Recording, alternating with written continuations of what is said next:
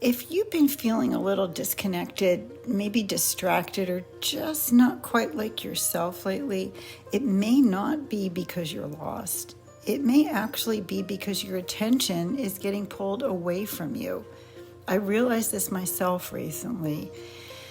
Our world right now constantly demands our focus.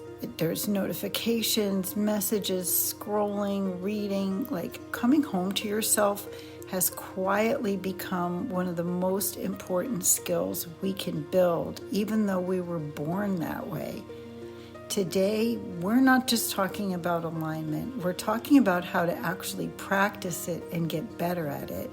We know what it costs us when we're out of alignment, and I want to give you some tools to help you get back into it.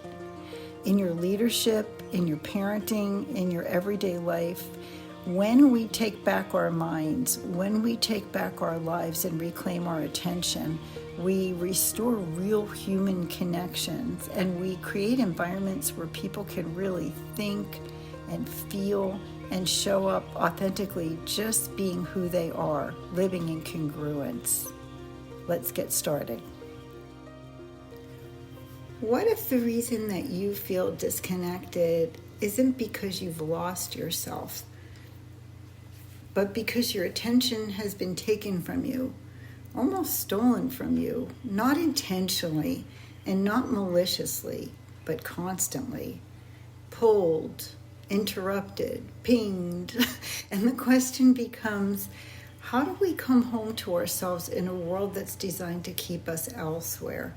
It's become increasingly important to be able to discern who and what has the ability or the freedom to distract us from where we are in the present moment. In the last episode, we talked a lot about alignment and what it feels like when you're living in it and what it costs when you're not. But today is different, because awareness without action, frankly, is frustrating. So today we're going to answer the real question. Now what? What do I do? I know the cost of it, and I know I need to be better at it. What do I do to get more aligned? Alignment is not a mindset, let's be clear. It's something that you think about. It's something that you practice. It's coherence between your thoughts and your body and your relationships and your environment. And if your environment is constantly pulling you away from you and taking your attention away from you, then alignment becomes almost impossible. The real problem is that attention is being hijacked. So let's just start with it. I tried to figure out what exactly is it, what's causing this. So we'll start with this. Most people think they're distracted. It's actually deeper than that. Your attention is being trained every day to leave you. And one of the biggest culprits, something that we all have within arm's reach, something I'm recording this episode on as we speak, and you might be listening to me on it, is your phone. This is not about blaming technology. I want to say that up front. It's not about breaking up with your phone. It's just about having a healthier relationship with your present moment and how you can take back your life a little bit. Technology is powerful and it's useful, but we haven't created the boundaries, and it evolves so quickly. I feel like it just happened so fast we didn't have time to stop and think. Research shows that even having your phone on the table face down, which I used to do until I learned about this, during a conversation increases stress and reduces your ability to be fully present. Why? Because part of your brain is still tracking your phone, waiting for it, listening for it. So even when you think you're here, part of you is actually somewhere else. I was kind of frustrated when I learned this, but to tell you the truth, my phone, even though it's face down, is not even in the room anymore when we're having dinner, because it was true. So when it comes to leadership and environment design, let's make it practical, especially for leaders and for you parents out there, because this is where the change actually happens, and you're planting seeds for the future. It doesn't happen in our intentions. It happens in design. We've got to start asking, what kind of environments are we creating? Because right now, most meetings, most classrooms, most family spaces are competing with devices. And even if we say screen tilt, which we used to say when I did trainings, or face down or phones off, it really didn't take the problem away. And we're wondering why people aren't fully engaged. Conversations lack depth.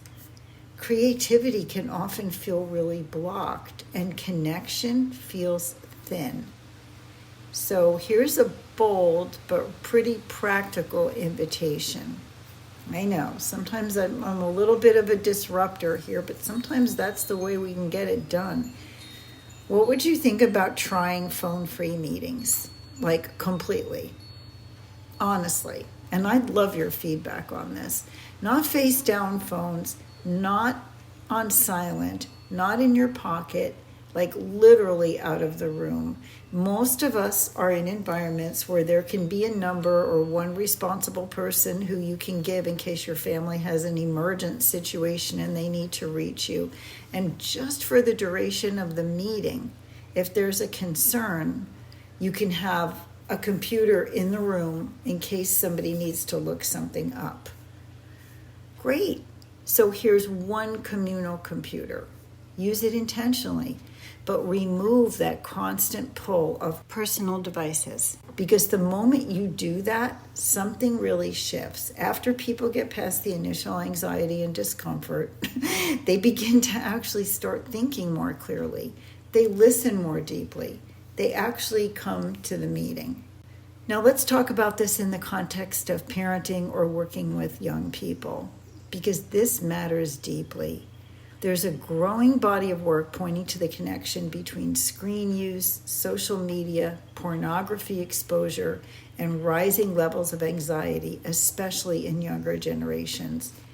And this is not about fear. I am not trying to get you to be at that level at all. This is about awareness, calm awareness, because who's got control over this? Guess what? We do. Many young people are not getting enough real human connection. There are more children than ever, people under the age of 25, going to doctors and complaining of symptoms of anxiety and depression, and 3 times the amount. And there's currently 4 times the amount of therapists. So obviously, that's not working. We need to try something different. We need to do something with the environment. Their brains are constantly being stimulated, but not necessarily integrated. And when that happens, we normally see increased anxiety, decreased attention span, difficulty with emotional regulation. Any of these sound familiar? And a loss of that natural sense of curiosity and wonder. How many of them wonder? How comfortable are you wondering? Because being able to search it up immediately on the phone really doesn't give me time to just sit and wonder about things. And I'm not saying I don't use my phone for that sometimes, but what I'm saying is sometimes it's a really good thing to sit with the wonder. We're not looking for perfection, just more like intention. So it could start, a conversation could start like, let's try no phones at the dinner table. Or let's try no devices the first half hour of your day. Or maybe the last hour before bed. Not as a punishment, but as protection. Just a way of taking back your life so that you can just focus on you for that time. Because those are the moments where identity is formed, where connection happens, where people come back to themselves. If you're sitting here thinking, okay, I see it, I feel it, I get it, I am really not as aligned as I'd like to be, where do you start? So start here. Number 1, interrupt the noise. You can create small little pockets of time where nothing is pulling your attention. Step 2, reconnect your thinking and your feeling. ask yourself not just what do I think, but what do I feel? And one of the things that I do with kids that was recommended to me was the 5, 4, 3, 2, 1. It's like stop and name 5 things that you see, name 4 things that you feel, name 3 things that you hear, name 2 things that you smell, and name 1 thing that you taste or you want to taste. And just that stopping, I think it probably took me about 15 seconds, got me present. Step 4, act in alignment. Make one decision each day that reflects who you truly are. We make a lot of decisions every day. I don't know the exact number. I think it's probably 50 to 60. It might be more than that. After each decision, we can feel in our bodies, but it happens in a microsecond and we probably don't even record it. Are we reacting to make this decision? Are we performing to make this decision? Or is this decision just naturally coming to me because of who I am? So here's the truth about coming home. I don't think that people are broken. I think that we're a little overstimulated, just a little. We're a little over-connected to everything except ourselves. And that's exactly what I see. Maybe you're feeling it too, is that people are ready. People all over are ready to come home. There's movements for free-range kids now. There's talking about the new good old times. There's people that aren't even wanting to use a lot of electricity at night, which is far-fetched for me, but I mean, if it works for people, it works for people, just to reduce the blue light exposure. So we're not talking about coming home in some abstract philosophical way, in a very real, grounded, daily way, through how they spend their attention, through how they show up in a room, through how they choose to connect.